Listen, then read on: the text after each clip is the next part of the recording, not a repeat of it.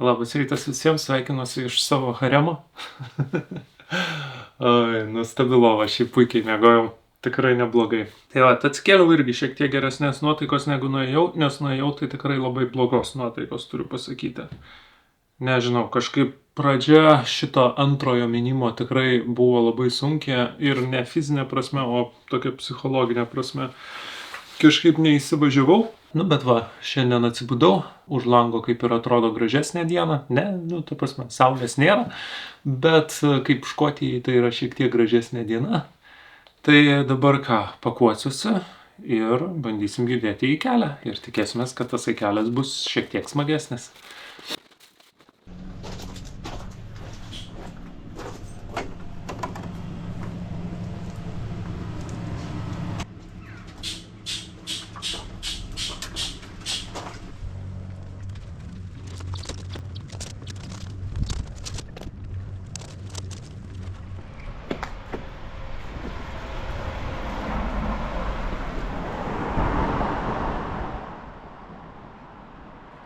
Pajudėjau iš viešbučio, paklausiau moterytės darbuotojos, kas čia per šventę ir kodėl dar vienas turistas dviratininkas.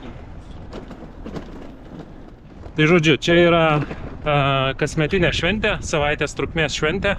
190 metų kaip trunka šita šventė, ta prasme, prieš 190 metų jinai pirmą kartą buvo pradėta švęst. Šventojo Romano berods kažkokios žaidynės. Nežinau, kodėl žaidynės, nes pagrindinė atrakcija tai yra deginti velnę. Ir taip reiškės linkint savo sėkmės ir laimės ir viso ko geriausio. Tai va, tai sakė, iš principo tai yra tiesiog šventė prisigert. Proga prisigert, čia jo žodžiai, ne mano. Nežinau, ar škotai yra tikrai ta tauta, kuriai reikia progų prisigert. Oi, kaip užvažiavau negražiai. Bet man toks vaizdas susidarė. Bet turbūt yra smagiau, kai turi tam progą. Kažkokie sportininkėliai atvaro.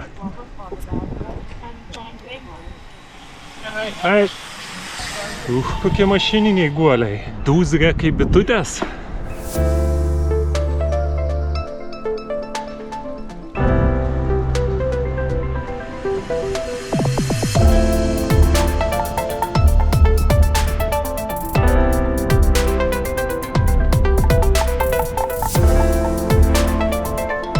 Turiu pripažinti, kad nors ir priežastys suprantamos, bet kaip ir tave pralekia kiti dviratininkai, kaip prostovinti, yra labai kažkoks tai toks keistas jausmas. Kitas dalykas, kurį dar ta moterytė pridūrė, tai kad tau kaip lietuviui turbūt suprantamas tas dalykas, kad tipo tiesiog proga prisigert.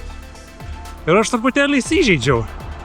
Tai gal dėl to ir aš pasakiau, kad nežinau, ar škotam reikalinga proga prisigert.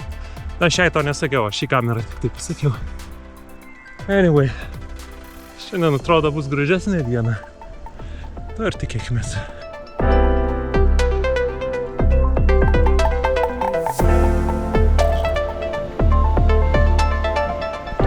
Hai. Ar man tas dviratininkas pasiuntė oro bučinį?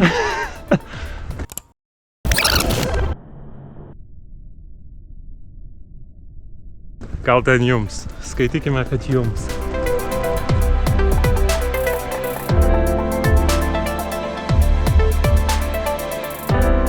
Nu ką, dienos pradžia 230 metriukų up.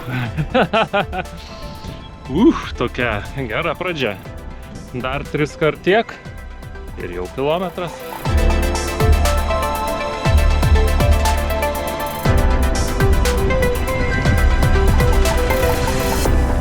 Pasileidžiant nuo pakilto kalno pasidarė šalta ir tada gimė staiga galvoje hitelis toksai. Mažiukas hitelis. Ar norite išgirsti? Išgirsite bet kuriuo atveju. Šalta, o dieve šalta, o dieve šalta, man labai, o dieve karšta, o dieve karšta. O dieve karšta, man tikrai. Ir yra antra dalis, bet antrai daliai reikia sustoti.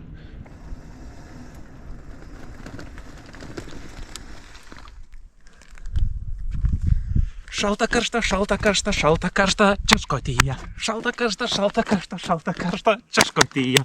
Va tai va. Na, nes kylant į kalną pasidaro karšta, tada pradedi leistis, pasidaro šalta. Tai čia iš to ir kilo šitas hitas.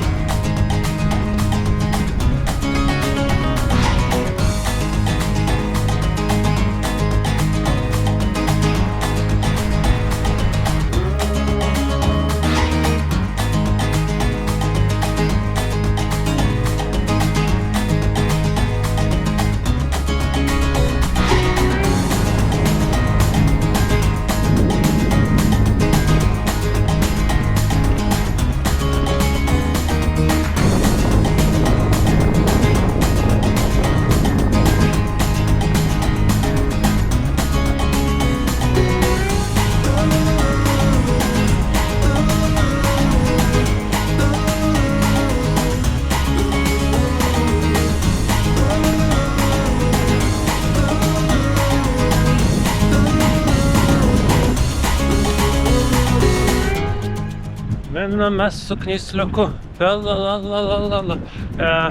Ne su knysliuku miname, minu aš tiesiog vienas. Turiu prisipažinti, kad pavargau? Ne pavargau. Nu, pavargau. Gal truputėlį, bet ne tai. Nuo pat ryto kamuoja vienas nerimas širdyje, kad vakar praleidau turbūt, nežinau, gal ne 2 valandas, bet kokią 1.5 valandą tai tikrai, bandydamas surasti, kur aš šiandien galėčiau pernakvoti. Tiesiog žiūrėjau mapsus, palydovines nuotraukas, visokius ten puslapius, kur kempinimai sužymėti. Absoliučiai nieko neradau. Bet taip juodai nieko neradau, kad išvažiavau su dideliu nerimu širdyje, ką reikės daryti. Nes pakeliui bus vienas didelis miestas, Carlisle. Ir nei prieš jį, nei už jo, nieko nėra. Yra kažkokie campsitai, ta prasme kempingai, bet ten tokie neaiškus tie kempingai. Krūvo, ta prasme, čia problema yra ta, kad visi kempingai yra skirti kemperiams, o ne dviratininkams su palatkėm. Tai pavyzdžiui, krūvo kempingų, kuriuose nėra tūlikų. Tai ką man toks kempingas? Dabar staptelėjęs dar užmečiau akį į kainas viešbučių tam didelė mieste. Kaip ir yra pigių.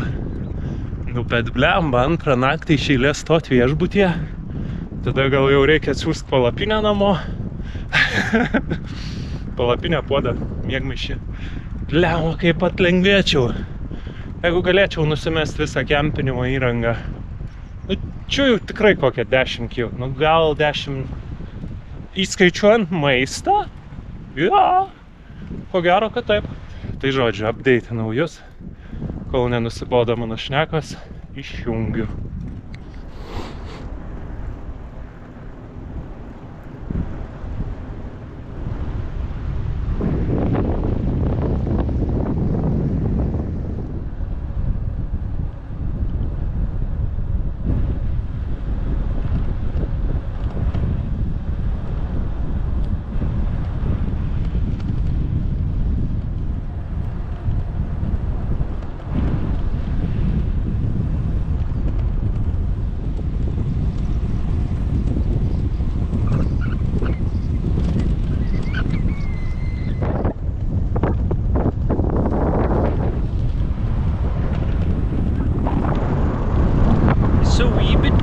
Mate, I gotta say, it's a wee bit cold. Čia aš bandau pamėgdžioti škotus, jeigu jums neaišku.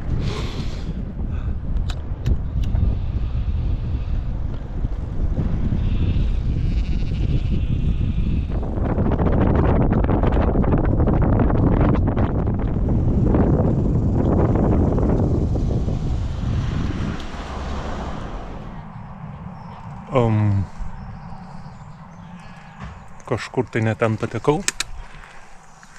Iš Škotijos tiesiai į Kiniją ar Indiją.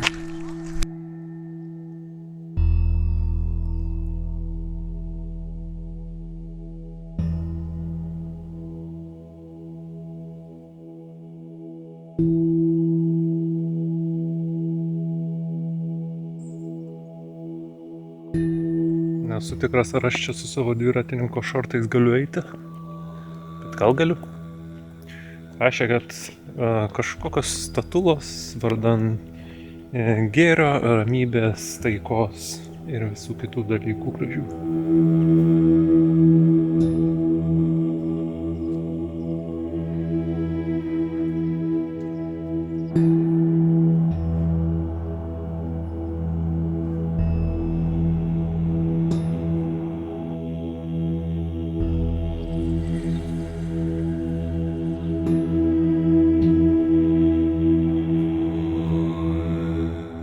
Kažkokia žiauriai neaiški vieta.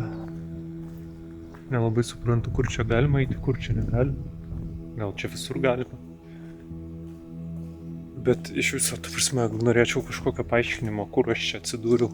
Nes jausmas tai tikrai, kad kažkur tai Kinijoje. Tai paguglinus paaiškėjo, jog atsidūriau Tibeto budistų šventykloje, kuri buvo įkurta 67 metais ir buvo tokia pirmoji vakarų pasaulyje. Šioje šventykloje nuolatiniais gyventojais yra apie 40 žmonių, bet kas yra įdomu, kad norint čia gyventi, nebūtina būti budistu. Reikia tik tai laikytis 5 auksinių taisyklių. Nežudyti, nevogti, nemeluoti, nevartoti svaigalų ir, kaip jie pabrėžia, išsižadėti kenksmingų lytinių santykių.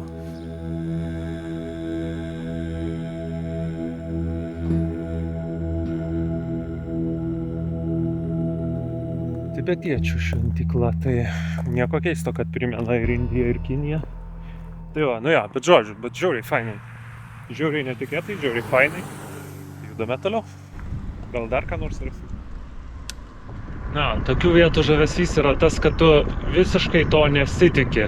Nu, ta prasme, aš važiavau, va, visiškai vidury gamtos, vidury niekur atrodo esi ir staiga va, pist. Tibetietiška šventykla vidury Škotijos. Na gerai, ne vidury, pakrašty. Pakrašty Škotijos. Tibetietiška šventykla. Nu geras.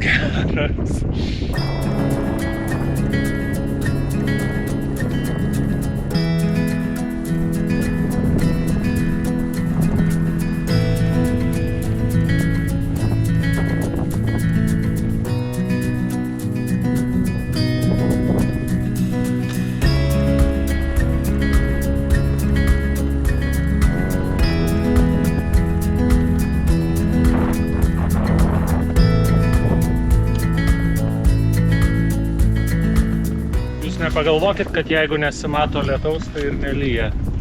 Lyja.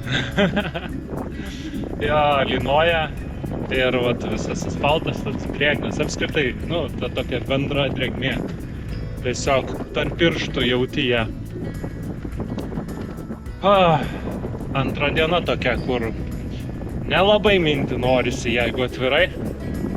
Tai vat ir galvoju, kad turbūt spjausiu stosiu aš antrą kartą iš eilės viešbutį. Dieve. Tas įgyvenom laikus, Bet, nu, velniop, tu prasme, nu, net preziumuojant, kad aš surasiu, kur sustot. Nu, per tokį orą, nu, nulis malonumo kempint. Nu, nulis. Nu, tipo, nu, palatkiai sėdėt, bet... Velniop. Turbūt, velniop, nežinau. Nebent pasieksiu miestą ir savo išlys, kada pakeisiu gal nuomonę, bet kol kas tai toks.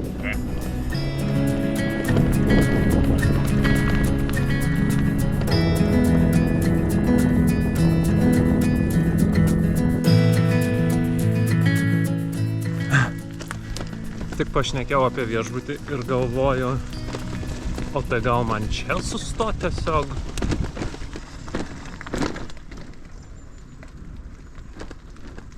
Tai neišsprendžia dilemos, ką čia veikti, kai sustoji 3 valandą dienos. Bet iš kitos pusės pasižiūrėjau į kito miesto, man dar 50 kilų, aš kažkaip maniau, kad jis daug arčiau. Tai man jį net ir pasiekt būtų gan sunku. Nu, kaip sunku, nu, pasiekčiau, bet pasiekčiau jau tik kokią ten 6, 7 ir imti viešbutį, nu, toks, šiaip nenoriu aš to viešbučio. Gal tikrai tada čia stot? Jaučiu, kad stoju, žinokit.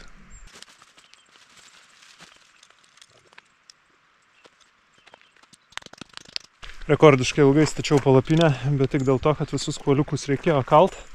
Gerai, kad šitie kuoliukai tai kalami, bet problema yra ta, kad čia yra tik tai 8 kuoliukai ir jeigu tu nori įtempti dar 2, aš turiu tik tai tokius. Ir kaip matote, juos jeigu bandai kalt arba spaust, arba dar ką nors daryti su jais, tai jie tiesiog linksta. Ir jų aš čia niekaip neįsmeigsiu. Tai dabar belieka tikėtis, kad nepradės pilt kaip iš kibiro. Nes jeigu pradės, tai tada man pradės lenkti palapinę ir plėsis, drėks ir taip toliau.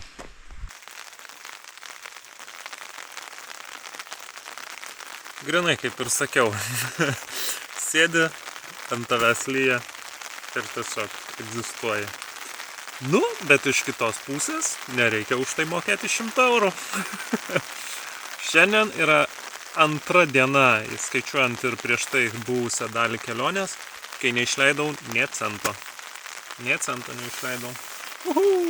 Man patinka nieko neišleisti. Bet nepatinka negauti ko nors skanaus.